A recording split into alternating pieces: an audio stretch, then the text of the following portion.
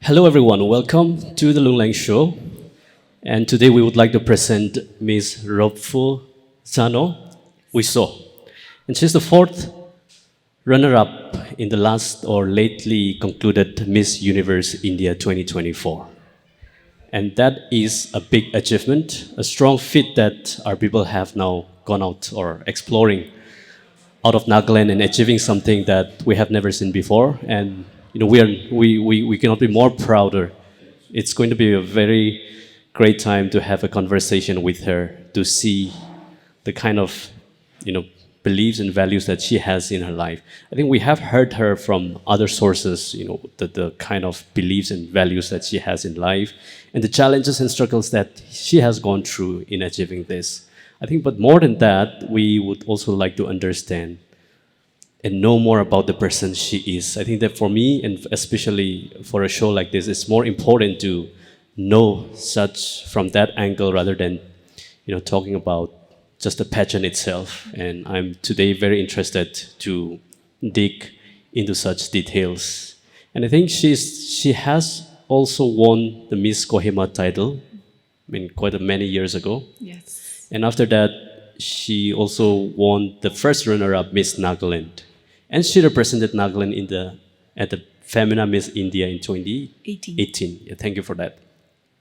So I think as a person, she has really come very far. And now looking at how she has currently achieved or at such level when she was crowned the fourth runner-up Miss Universe India. I think that's a big thing. One thing I was thinking about when I saw you winning on that stage was, I think you were very, very conversant and your communication skill is very, very good. I think as a Naga, I'm also personally proud of having someone like that. So, and I reflected myself, we were tribals and we came out of the jungle like a few decades ago. We stopped headhunting not long ago. And now we have someone who is representing the state and just showing off her skills, to the whole of the country, competing with the rest of the country. And she still managed to get the fourth runner-up position. And that was very, very, good. And I want to congratulate you once again on that. So thanks for joining in this conversation. My pleasure. I have been seeing you speaking on such different topics. And when you reached out, I was very excited, actually. Thank you.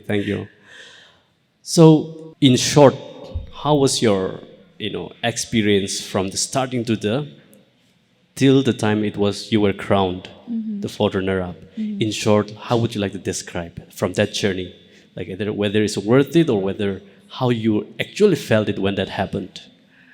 So till now, I've experienced two national pageants. One was Femina Miss India, and the second was Miss Universe India. And my experience in both was very different. Femina Miss India, I stayed in my grooming session for almost 35 days, and Miss Universe India was just 12 days. So the way the organizations organized both the pageants was very different. In Miss Universe, I was expected to always be in high heels, be in glamorous dresses, sparkly ones, very glammed up all the time with amazing hair. But I think a lot of the experiences that I took away was how diverse the contestants were. Because for the first time, Glamnan, the organizers behind Miss Universe India, allowed NRIs to participate. So people from USA came, people who were runners-up in Miss USA and Supranational and other countries participated. And it was just a way to see how diverse Indians can be. It was not just about Northeast participating, it was about how different colors of Indians could be. Yep. We were different shades of brown, different shades of yellow, different shades of white. And just being able to be there, experience it, see the women and grow from it. The way I learned to do my expressions, the way I learned to walk, the way I learned to pose. Each of them are taken from what I have learned. And I will never be the same from when I went and when I came back. It's certainly something to remember. So before we jump into the next question, I would like to give a short shout out for Island Law. Island Law is a website, e-commerce website, where they sell different kinds of indigenous products, either food items or either handloom products or either earthen potteries or anything that you will find from the Northeast. And they support entrepreneurs and artisans. If you are from India or anywhere across the country, you can order anything, anytime. Either it is smoked pork or either it is smoked beef or any sort of indigenous food products and handloom products or anything that's available in Northeast. You can order anywhere from India. So please look up to the website, and there is a 10% discount by using the code Lungleng, Lungleng. If you use that code, you'll get 10%. So we would like to give this shout out and do the amazing work that the team is doing. So thank you so much for that. Amazing, amazing. I think that must have been very enriching, experiencing the diverse culture and meeting people who have that level of capabilities in their life and achieving great feats in their lives. So I think let's keep that aside for now, and I would like to understand more about the person you are, as in, where did you grow up? I grew up in Kohima. Kohima. Born and raised here. I did my studies here, and I was raised by a single mother. So that played a lot into how my personality was, about the way I approached problems, because every child raised in a single parent household understands the struggle. You work for every single thing that you want to get. You kind of approach problems with a smaller heart, lesser confidence, I would say. And it's taken me so many years to believe that I deserve something just as much as the next person, and that a lot of the insecurities holding me back was the way that we are made to see the world. Like when you're raised in a single parent household, your mother or father might tell you, we cannot do that. Yep. Because we are from this background, or we are not rich enough to do that, or we are not strong enough, we will not get this support. But growing up, I've had to realize that instead of my parents telling me that, I have to be the one to tell my mom that we can do it. If you want to travel, I will sponsor it for you. If you want to buy this, let me be the one to buy it for you. And getting to that point in my life where I was able to be financially independent and provide for my mother, for my family, was a way that shaped me. It gave me so much confidence, and I think that's part of growing up, and that's who I am today. Great. I would like to know a little bit better. You are just 25 years old. I am, right? For now, I mean, with the age of like mine, I think I would consider you still very young. So from that angle, from which point of life you realize that although I was born and brought up, raised by a single mother, and where there are lots of insecurities socially or economically in every sense, from which point of your life did you realize that this has to be done away with, and I need to really have that confidence and become someone? I think it started when I was 18, because that was when I first started participating in beauty pageants. Okay. And a lot of the times people don't believe my age is because they literally saw me growing up in front of them, from a girl to a woman. And it didn't happen at once. Like one day I woke up and I realized I had to be independent. It just happened gradually. And usually it has come to do with experiences. When you see a lot of people, and when I traveled after my pageant, after 18, I got to see the rest of India, I got to see the rest of the world. And then I realized I live in such a small corner of India, forget the world. And to be limiting myself is doing myself injustice.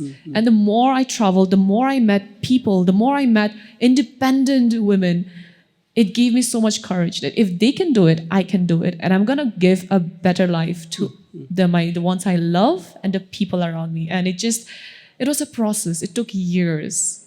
So as you started stepping out your foot to the rest from out of Nagaland and start traveling and meeting new people, what was your mother's reaction? Because as a single mother, she would always be very protective about you.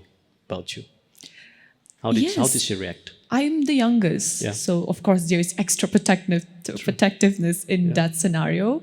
But I think my mom has been very supportive, especially my family. They have always been there. And the reason I tell that is because whenever I'm traveling, my family always makes sure I have the right food, my clothes are packed, my clothes are ironed, that I'm traveling properly and everything. So my mom has been the biggest supporter of everything that I do. And certainly sometimes we may argue on certain points, career choices.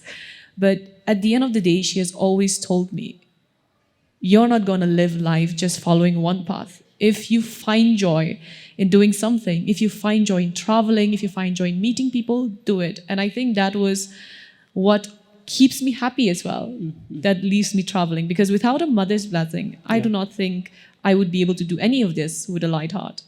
I know. I think with the support of parents, I think we often do not talk about the support of our parents. But when you look back, we always feel wherever you go that there is a support system that we have it in our home. So I think it plays a very, very important role and big major role in our life.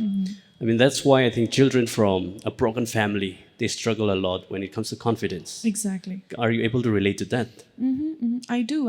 And it also comes from a lot of fact that once they've reached a certain age, they also start to become insecure. And they also depend on you more than you think about. And it's you, they see you doing well, they're also reassured that I can leave her be. She's her own adult. And we have to earn that respect from your parents as well. And speaking in the beauty pageant scenario as well, family support is so important because you are so stressed out mentally, physically from all the duties that you have to do from grooming. And if you come back home to a family that doesn't support you and they keep telling, you're not doing this right, you're not doing this properly, what is our neighbors going to talk about? They're going to talk about you wearing a bikini. They're going to talk about behind our backs. What are people going to say? Right. Log kya kahenge? That Hindi phrase, no? Yeah. It's held back a lot of people. And I'm not saying this in India terms as well. In Nagaland, I've seen so many beautiful women, so many qualified people held back by their families who tell them, you're not going to do it, you're going to take this path. And it's heartbreaking and it's saddening when they have to be like, I'm going to follow my parents. Nobody's in the wrong here. It's just that certain perceptions change and family support is so important. I know, that's true.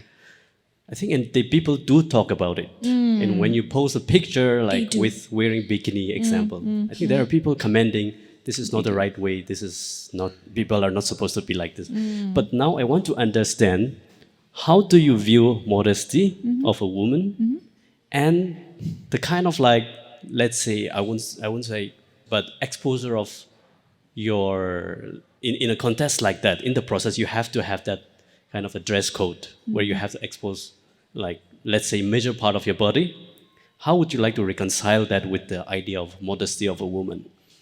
I think Naga modesty is quite different from what people in India would call modesty, because our modesty is more of hide yourself and make sure every person in the room is comfortable. Be meek, be humble. And we are taught that. It's not bad. It's what makes us Nagas. We always make sure everybody in the room is comfortable.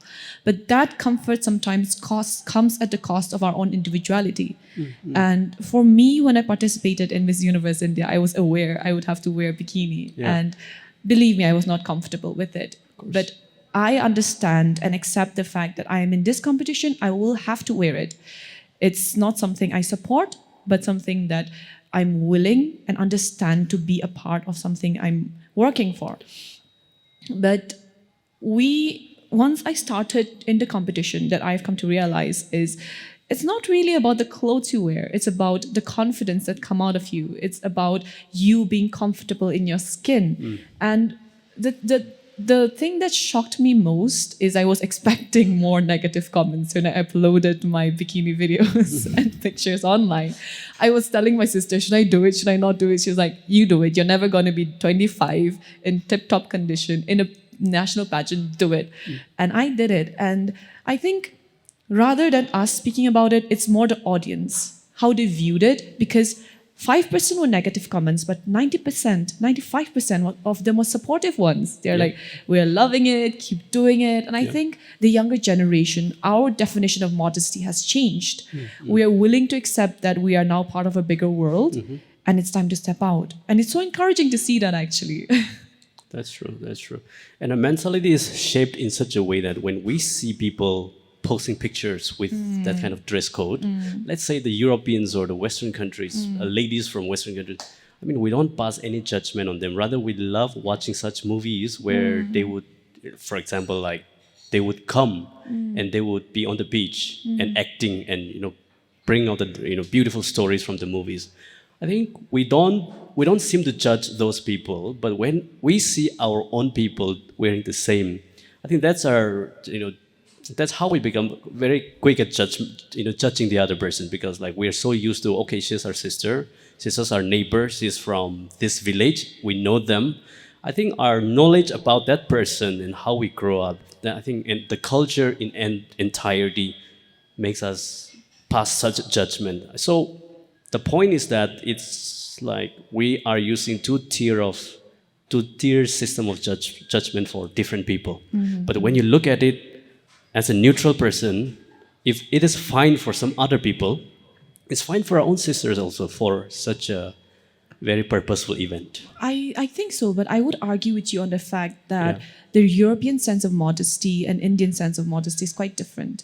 Yeah. As in, they have come to accept in a world where people can frolic around beaches, but we are not. We have not reached that point yet. And I quite appreciate that, because for us, we still have the concept of modesty in a good sense, not in a sense where we're looking down on people, but we still have that concept of respecting the other person's boundaries and keeping to it. And I don't think we ever need to emulate the European sense. We are Nagas, we will always be Nagas, and we will always keep that values with us. Yeah. It's just that we have evolved into a more accepting one. Yes, totally agree with the fact that there is a different sense of modesty between the Western world and between, and us Nagas.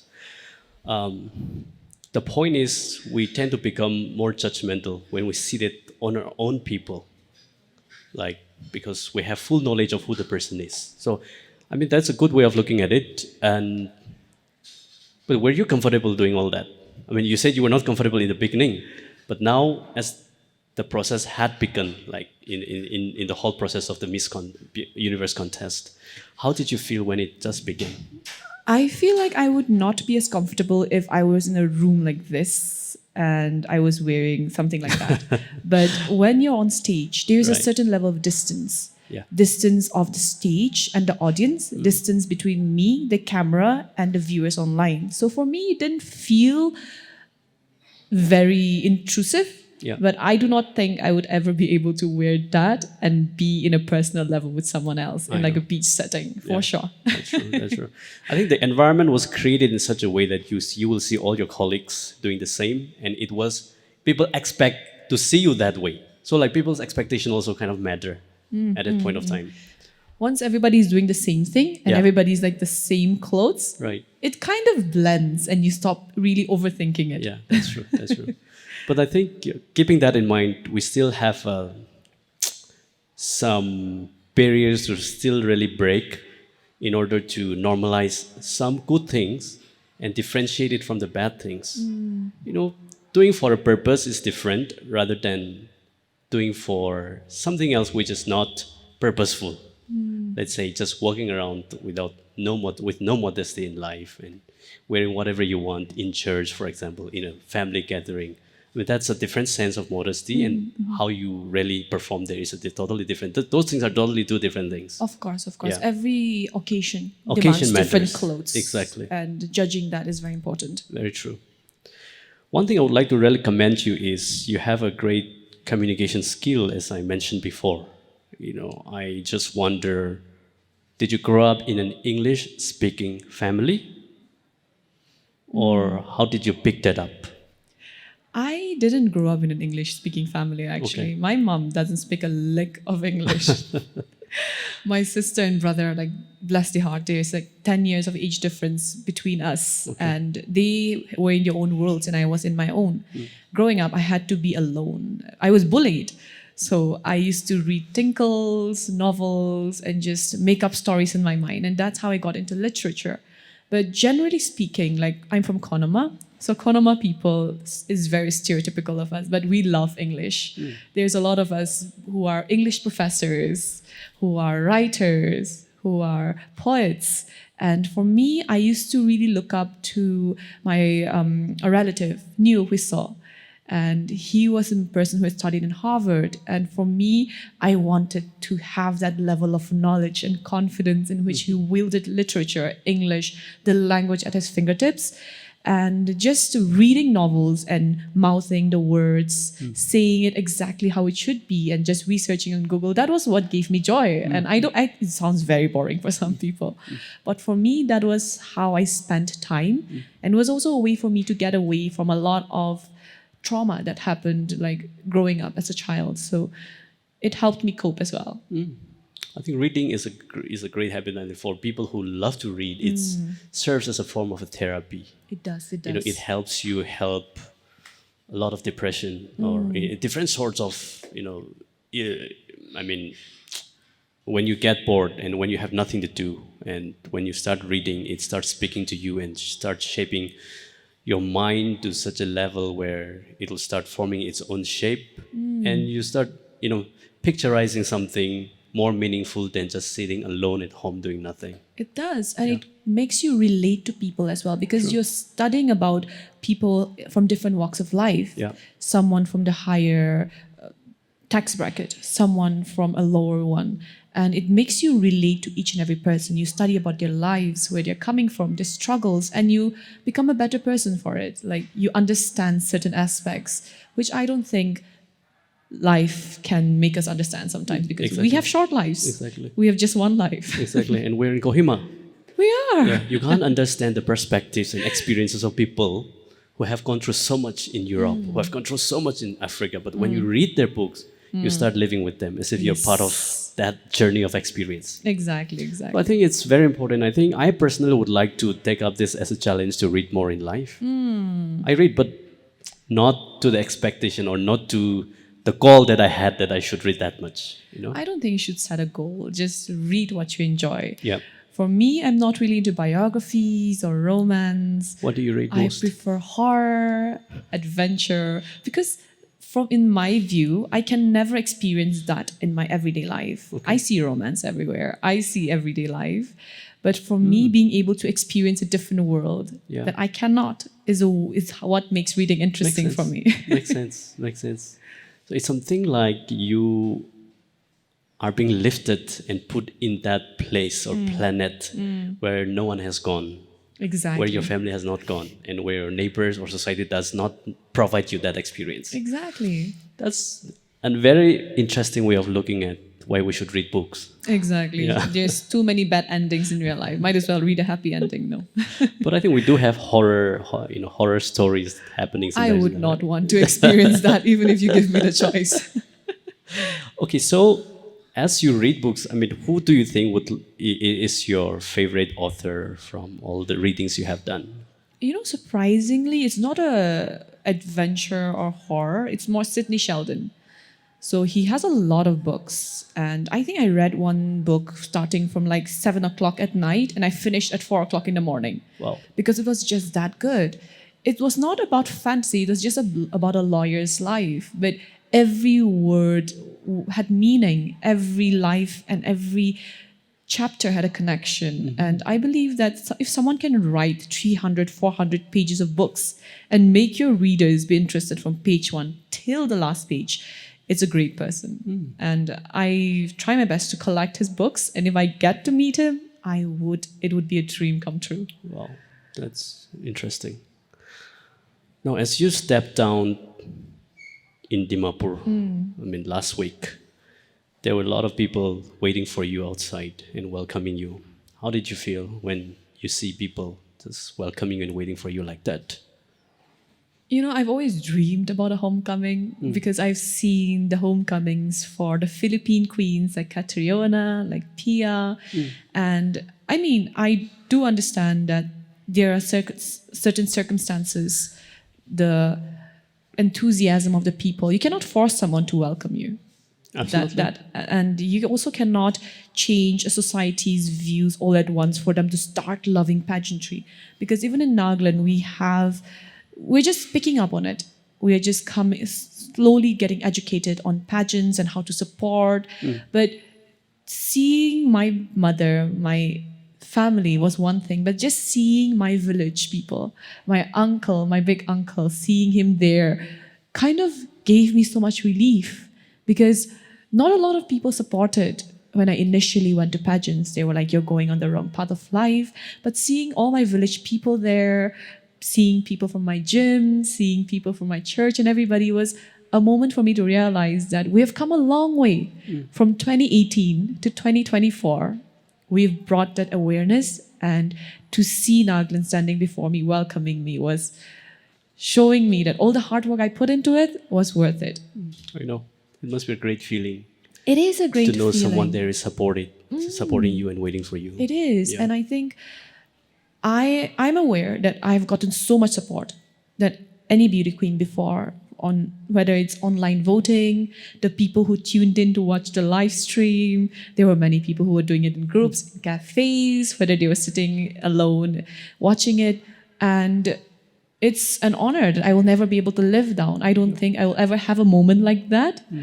But just to have that singular moment where everybody just came together to watch the live stream of the finale was actually worth more to me. That's beautifully put. I think, and you also know, we all also know that the perception, our society's perception on beauty pageant is still very, very low. You know, we don't regard beauty pageant as much as the government jobs, employment that people get. You know, the mood for celebration is different from my observation. But as someone who has participated in it, how significant is beauty pageant? And you know, we know that you participated there, you know, and you have capability to speak your mind. You have that confidence to face thousands of people and perform something in front of them. I think you have that confidence and capability. But the problem is, it doesn't come with an attachment or stipulation of a financial value. And it does not secure your future. So I think that's the reason I think our people do not give a lot of importance on these things. And maybe in the worst case scenario way, some will even take it very lowly. I mean, how would you like to enlighten us that, no, this is not how it is. There's a future, there is some value in it. I mean, more than just... I think this conversation has been had a lot of times, but not in this particular topic. Yeah. They ask, what is the significance of sports? And they ask the same question to beauty pageants as well. But I think these are two very separate fields, but in a way it does come, we meet in some ways, as in we provide entertainment to some people, we also provide value. Because for me, I do not speak up for everyone. For me, beauty pageants gave me a platform. I was just 18 and beauty pageants gave me the platform to be seen. So from then, people knew about me. I got to work as a host. I got to work as a model. I got to travel the world. And I do understand the concept of people saying it's not a financially secure path of life because it's very short-lived. Maybe till the 30s. Because after that, you have to move on to different fields. But the beauty of beauty pageants is that it grooms a young woman. It shows you how to behave. It instills in you manners, confidence, and it also teaches you how to dress and how to be a confident young lady. And that confidence that you learn from beauty pageants is going to give you different entries into different fields. Maybe you want to be a CEO of your own business. You have more opportunities to talk to people because you have that platform. Maybe you want to be a model. You already have that exposure. You can get into it. Maybe you want to be a news anchor. Your communication skills are already there. You've been trained, whether you realize it or not. You want to go into farming, for example. You know people now. If you search for it, people will always be there to help. And beauty pageants also has, in a way, evolved over the years because we are also an organization that is into charity. So if you are starting to get charity if you want to help a cause, there are lots of good causes out in the world in Nagaland, and they are trying to do good work, but they cannot get the audience. It's a beauty queen who has that platform, who is able to connect one group to the other. And we have so many avenues that we can grow, and it is only when you step into the field that you realize how complex it is and how it can really be a jumping rope from one to the other. It's how you make use of it. Sometimes you cannot be like, I've won a crown, I'm going to sit and expect people to give it to me. No, you work for it. You have a vision, you push for it, you reach out to people. And that is where a lot of people fail, beauty queens. So knowing when to jump from one platform to the other is very important. I think that's a very interesting take, and what really, really convinces me is, most importantly, is that it's like an avenue where you explore yourself, and wherever you find your weakness, you improve on that. And after that, like, it's very short-lived, of course, but It is. you had to experience that grooming season where you had to really improve yourself and build that confidence, I think. And in life, confidence is very, very important. It is. Whatever you do, when a confident person speaks the same language, and when a person who is not confident speaks the same language, the same sentence, but it sounds very different more convincing when the confident one speaks, right? And also, it's important that you have that skill and you have that communications and people to people relationship skill. I think that is the bottom line. That is the springboard for everything, for your career in future, whatever field you want to pursue in life. So I think that's very important, and that really justifies. And that's quite convincing to me. Yeah. I'm glad I convinced you, actually. I hope our viewers will get convinced as well. Yeah, because we think that it's just like looking beautiful and making yourself appear on a TV, on screen, like with full makeups. I think our thinking and perception should go beyond that, and knowing the background work and process that one has to go through. Of course. And people who go on international stage and national stage, the people who win spend a lot of years grooming themselves. It's not just one day I wake up and I decide to be a beauty pageant queen. No, there's a lot of preparation that goes behind it. Are your communication skills honed? Are your walk properly taught? Is your clothes good? Are you following a certain diet plan? And it takes years and years and years for someone to just reach a national stage. And I feel like the glamour sometimes masks that hard work, but there's a lot of people who do that. And unfortunately, not everybody can be a Miss India, not everybody can be a Miss Universe. Absolutely. But at the end of the day, if you feel that the work you've put in has borne fruit, and if you think that it has opened a path for you, and if you think that you have made a career out of it, you have gotten a path out of it, it's more than enough. Yeah. They say not everybody can be winners, but that's not possible. That's not possible. Someone has to win. Yeah, and winning has different implications, has different meaning for everybody. So it's really up to us to see where we land. So you may not have won the crown, but for us, when we look at you, you are someone who was born and brought up in our neighborhood, and like sometimes we take it for granted. Oh, she's just from Kohima. We all know her. She's from Konoma. Like, why do we take it? But actually, when you look at it, you have literally won the 4th runner-up of the Miss Universe India. I mean, imagine like 1.3 billion people in India, and you are the 4th runner-up for that. So we should not take this for granted. That's the point I'm trying to make. Now, as the 4th runner-up, you have yourself become a platform. Whatever you say, whatever you wear, it will matter for some time. I don't know how long it will last, but it will matter for some time. Let's say for years. And you will be some sort of an icon for the young girls, because they follow you and they're following every footstep that you're taking probably. Now the point is, what is it that you are now looking towards in your life along with this title? What is the concerns and causes that you want to highlight in society? I asked that questions a lot to myself after I won. What's next for me? Right. Because after I won, I realized that there are things that I can do and things I've become restricted by. What I was doing 3 months ago, I cannot do it now because the crown that I carry has implications, and the effort that I've put so much into for winning that also holds me back from certain things. I can imagine. Yeah, it does. And more than that, it kind of made me realize there are so many misconceptions about beauty pageants in general, but about me as well. And I wish that in the time that I have this crown, I'm able to create at least a little bit of awareness, so that I can leave a legacy for the people who come after me.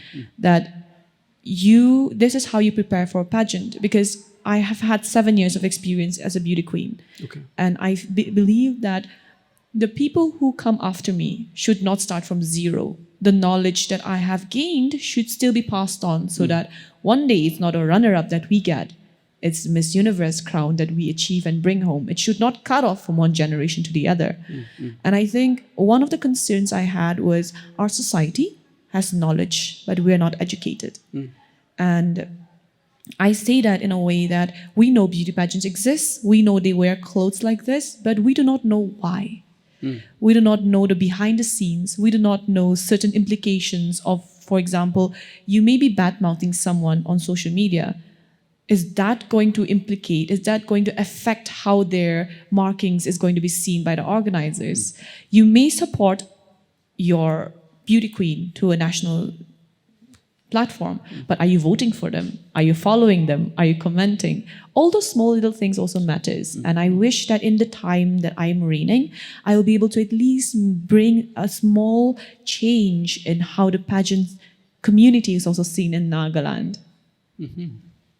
So did you start this pageant contest journey, like were you groomed by anyone before you joined into this?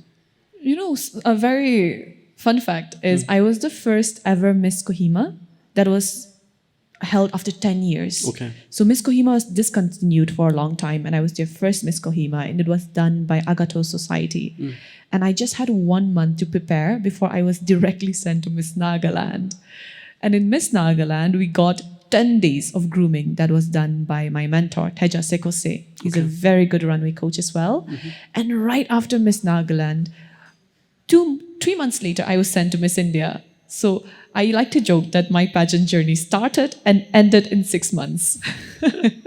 It was the next 6 or 7 years that I kind of learned the ropes as I got along. And for a pageant queen, the reason I say it takes years is because you may be taught a certain walk one day, but it has to become muscle memory. It's like how you build your body. You need the muscles to develop.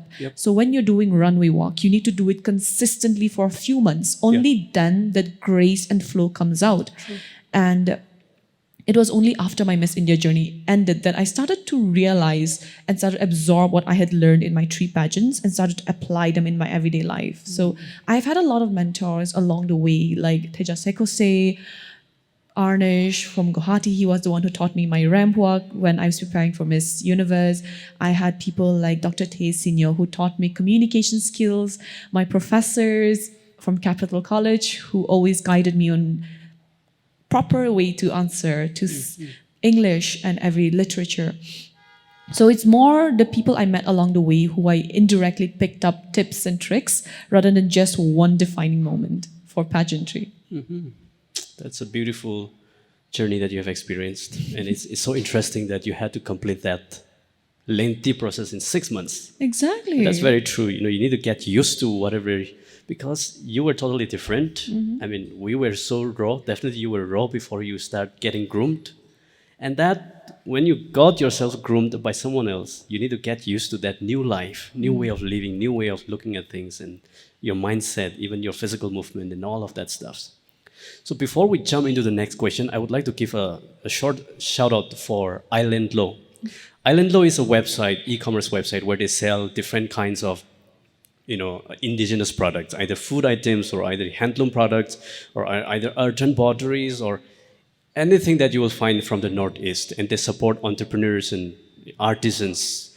If you are from India or anywhere across the country, you can order anything, anytime. Either it is smoked pork or either it is smoked beef or any sort of indigenous food products and handloom products or anything that's available in Northeast. You can order anywhere from India.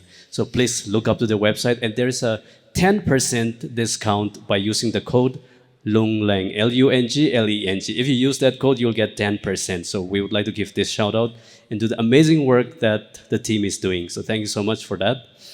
So cutting back now to the question again, as a young girl who has now become yourself a platform, what are the issues and concerns that you have in society in general? Like things that really provoke you when you think about it?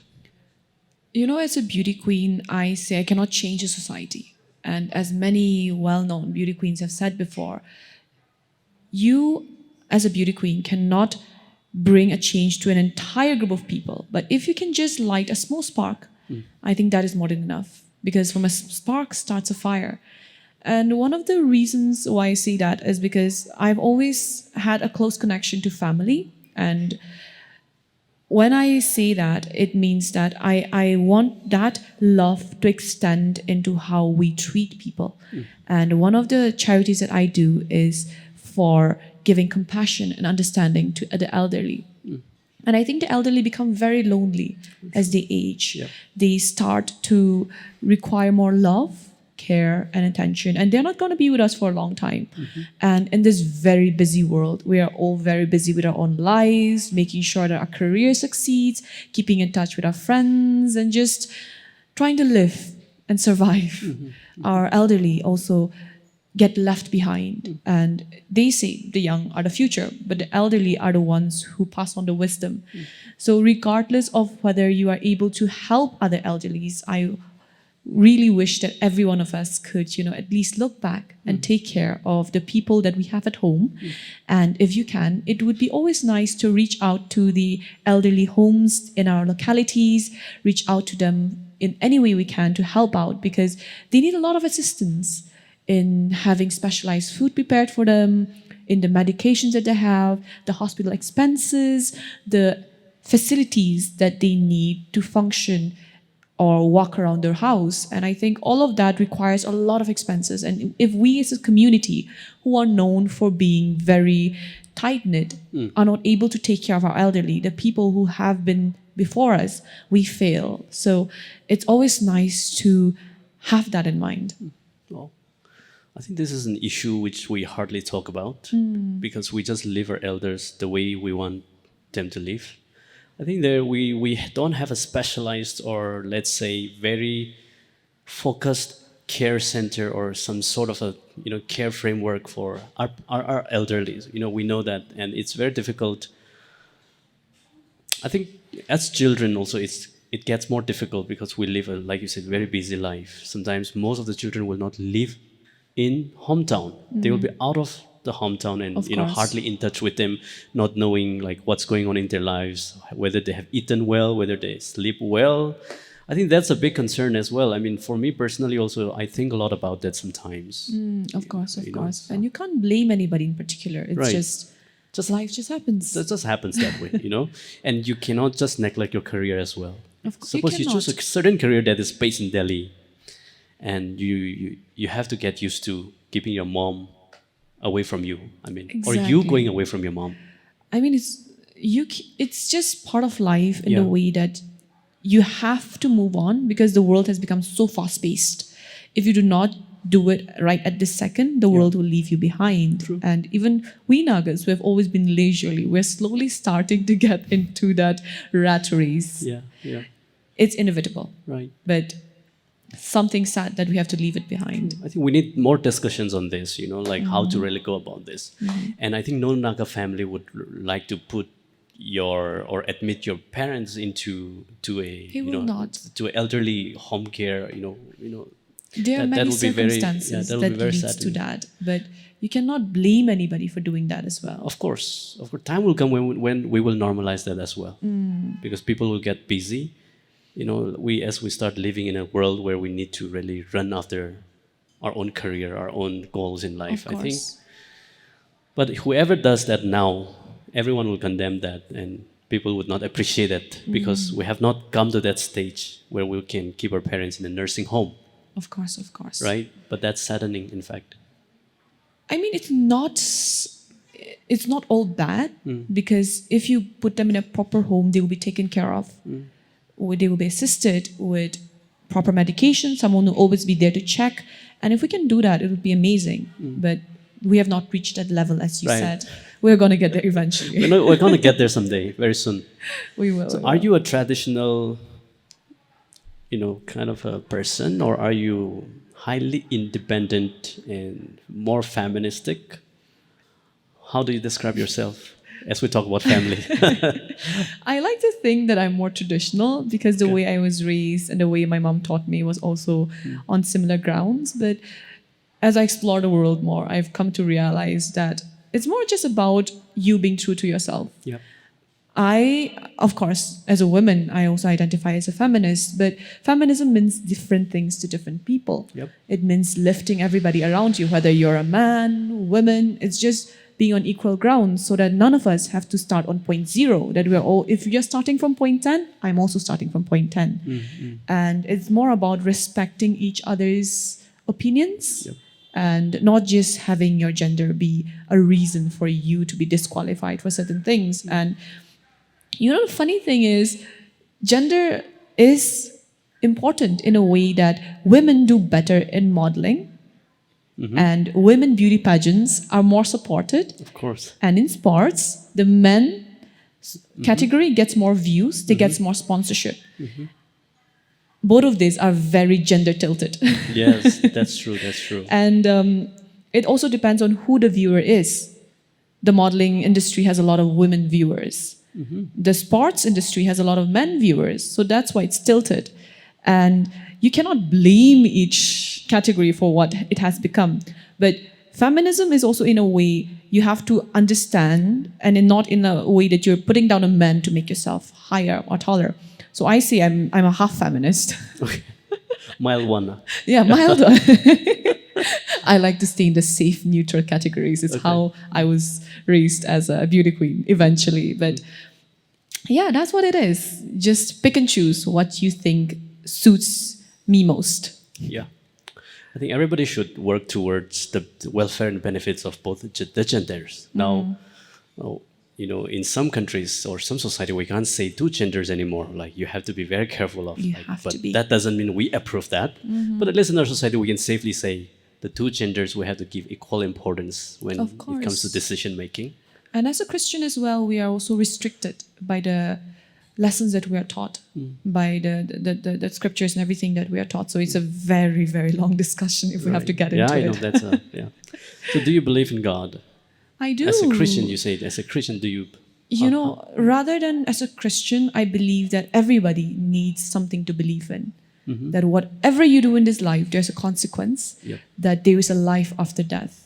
There's so many gods out there. There are many religions. None of us teaches us to hate. It's only humans, it's only the mankind that brings hatred, anger, and death into each religion. So more than saying I believe in God, I believe everyone needs something to believe in. And I've had actually a miraculous journey during my Miss Universe pageant.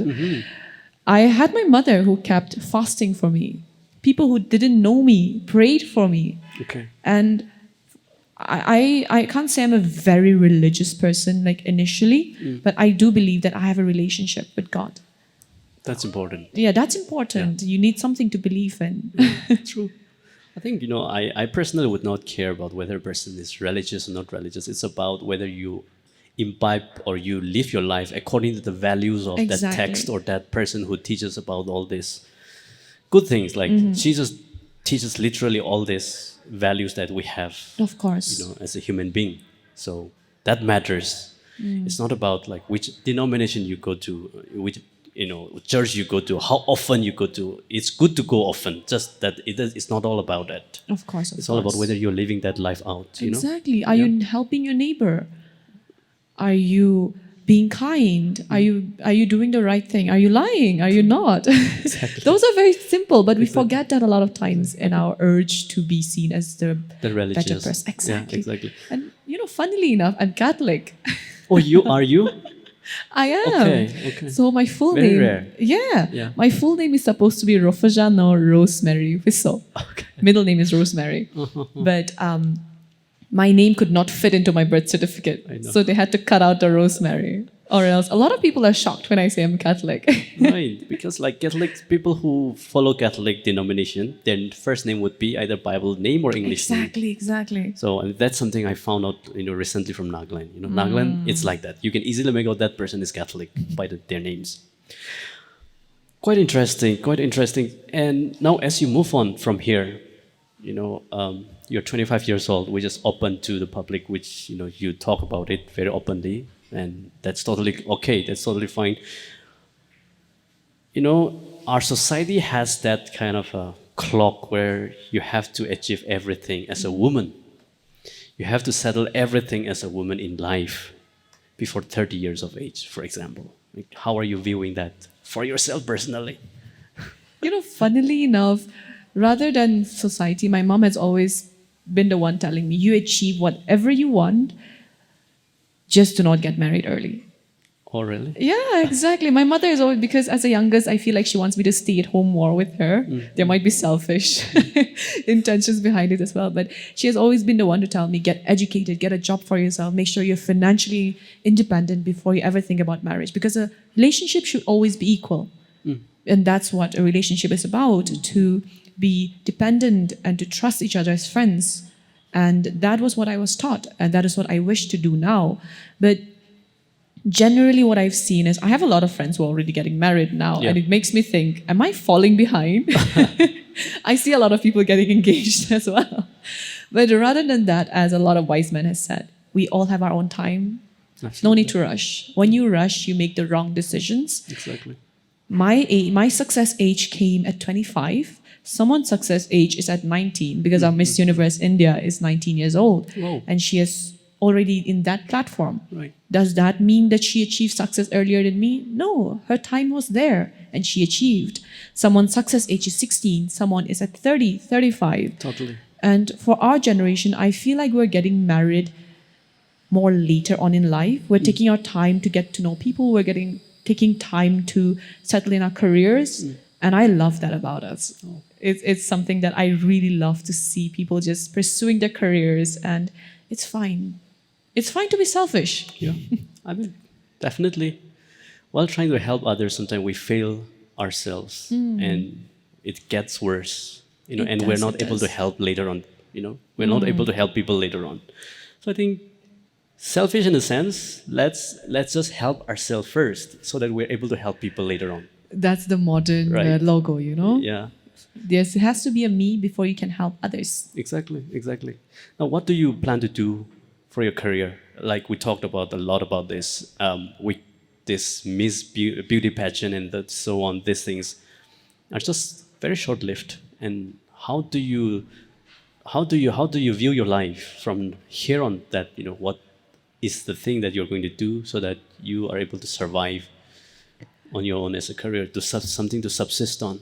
I don't want to plan very long term. Okay. And I feel like planning long term also closes a lot of doors and windows for you. Because if I'm like, I want to plan for the next 10 years, I want to plan for a job that's going to last me through my lifetime, I'm going to miss out on a lot of opportunities. So I feel like if I have a career that promises me at least, say, 4 or 5 years of stability and something where I'm learning and I'm growing, I think that's good enough.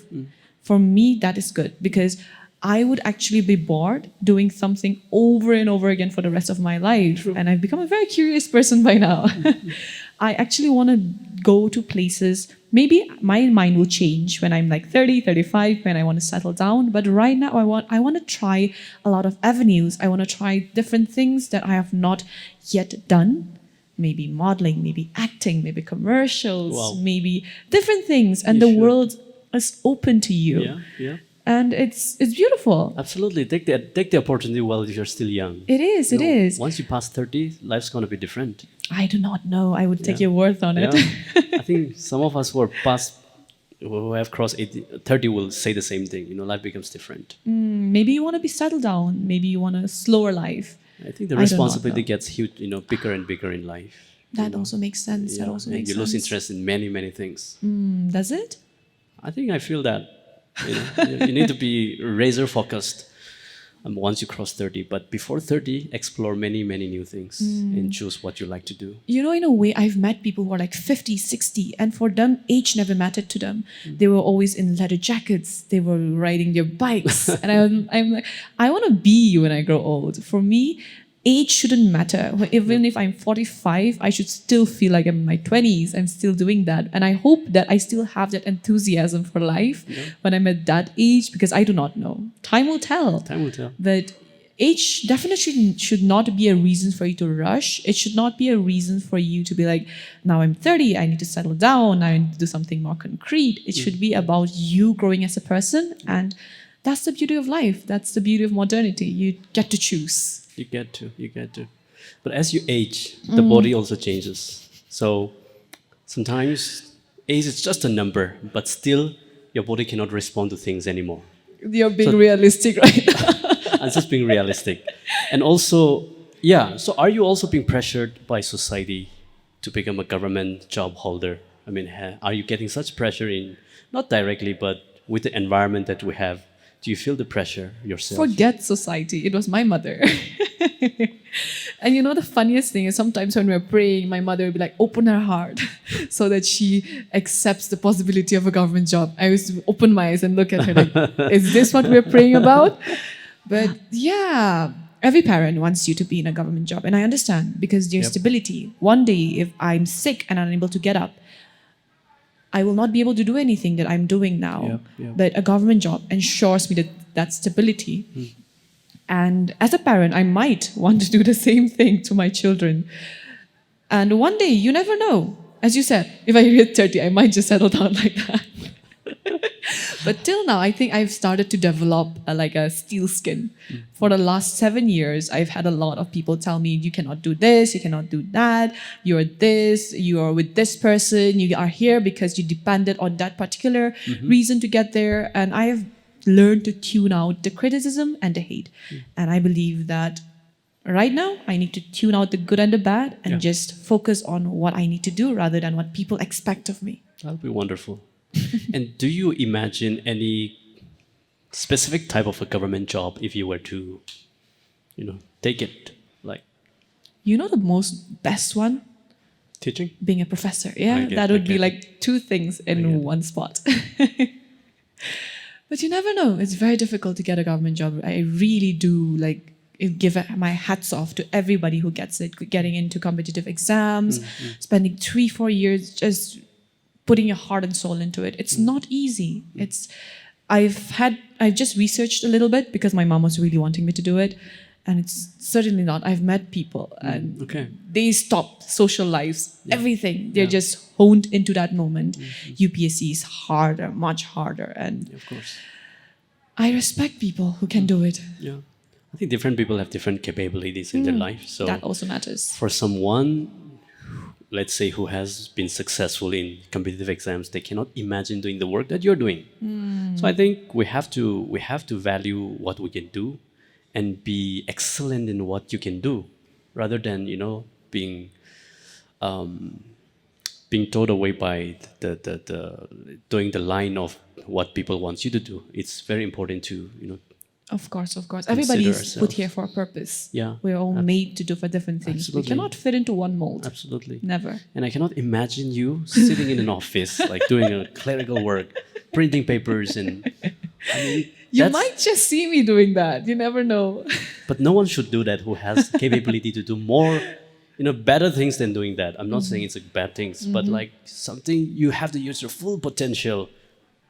Exactly. At least, venture into new things so that our young people can follow such, footpath. Of course. Yeah.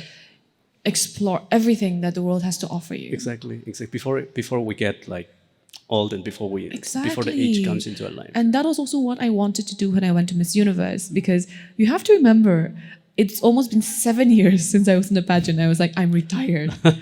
And I was just hosting and everything, but I never wanted there to be regret. That if one day I look back 10 years and I think, if only I had taken the chance, if only I had done this, I never want there to be a day I say that. I think you have beautifully done what you should be doing and what you should have done. At least doing everything you can in the context of Nagaland. I mean, you have done a lot of things. You have been on many platforms. But you can't. The problem is you can't continue that again. Yeah, kind of gets makes boring. sense. It does, it does. Yeah. And as we were discussing previously, I hit a certain glass ceiling 2 years ago. I had done Hornbill Music Festival, I'd hosted it. I had done Miss Nagaland, I had done Miss Northeast. And for some time, I just felt like my life had become very repetitive. Yeah. I was very comfortable. Right. And in the back of my mind, I knew I could do so much more than that. And there were people in my life, they saw me for who I was. And I didn't see it myself. They were like, you should be doing so much more. What are you doing here? But I felt so scared. I felt scared to move away from a place where I'd become so comfortable. Right.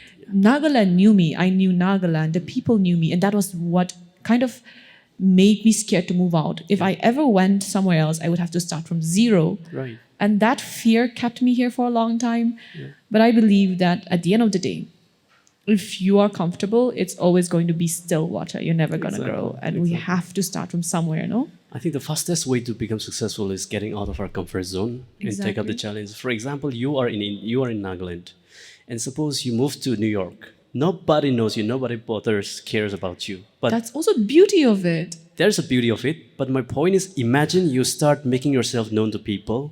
You start getting more platform. I mean, 100% people from Nagaland know you at this moment. But let's say if you go to a little bit higher place where there are smarter people than you, if you start getting along with them and if you start becoming somewhat equal to them, that's another drastic improvement in yourself. It is. And it's not easy. Like, I will not lie. You're going to meet a lot of people who are good for you and people who are not bad. Yep. And I feel like moving to a different level is not all about me being terrified of not knowing people. It's about knowing the wrong people. Exactly. Because you do not know if they are good for you. Yeah. And that slow shuffling is what terrifies me, because I am a person who people know. And if one day I make a mistake, everybody will know about it. Exactly. And the consequence is very, very heavy. Yeah. And when you do a small good thing, everybody will also know about you.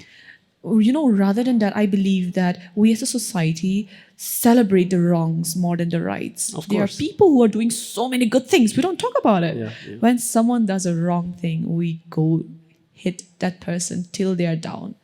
And that's also something we need to improve. Celebrate the rights while learn from the wrongs. True. But I think that's more or less human nature. It is. Human nature. We're a fallen being. I mean, coming back to our religious beliefs, we're fallen people living in a fallen world. So whatever good things happen, nobody knows, nobody cares about it. But the moment you say something wrong, I mean, I have been a victim of that as well. Oh, no. Not wrong as in wrong, but something different from what people think. Exactly. Something that you dare to just say something like what you believe in. So we live in a very hypocritical society. Everybody knows the truth, but no one wants to tell that. The moment you tell about the truth, everybody will start condemning you as if you're wrong, but they know that you're not wrong. I think we all have certain beliefs that we live by, and when someone attacks your belief, you react very, very strongly to it. Yeah. And speaking of that as well, as a woman, as a beauty queen, I come across a lot of times where people push a lot of blame and where they expect us to do wrong. You are not doing anything wrong. They just want to see you doing wrong. Right. And that's the weirdest thing. I've heard people saying, I've given birth to this child, to this. And I was like, how could I? I've been showing my face on my social media every day for the past 7 years. Yeah. I do not have time to be getting into it. But that's just part of life where people expect you to do wrong before you even do it. And if you're doing right, they'll still make you do it. But that's just a small percentage of people. But the bigger ones are just waiting for you to succeed. True. Now that you talk about social media's attention and your presence on social media, how do you deal with hate on social media? It's real. It is very real. Yeah. How do you deal with that?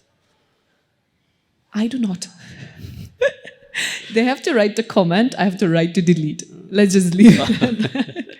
But more than any other person, I think I've also faced a lot of criticism because people are like, stop moving your shoulders too much, stop moving your head too much, do this, do that. And for those, it's fine because at the end of the day, they're critiquing you for something you can improve. If you're going to criticize me for my eyes, for my nose, for the way my body is, I cannot change that. And you just have to push that away. But know what is meant to make you grow and what is meant to push you down. Because if you're like always willing to believe that everybody is against you, you are always going to be alone. Yeah. And that's a very, very lonely life. True. So no man is an island. We learn, we grow, and we're always together in it. True. And at times, there will be a feeling when you feel like, okay, there are a lot of people supporting me, and you feel like on top of the world again.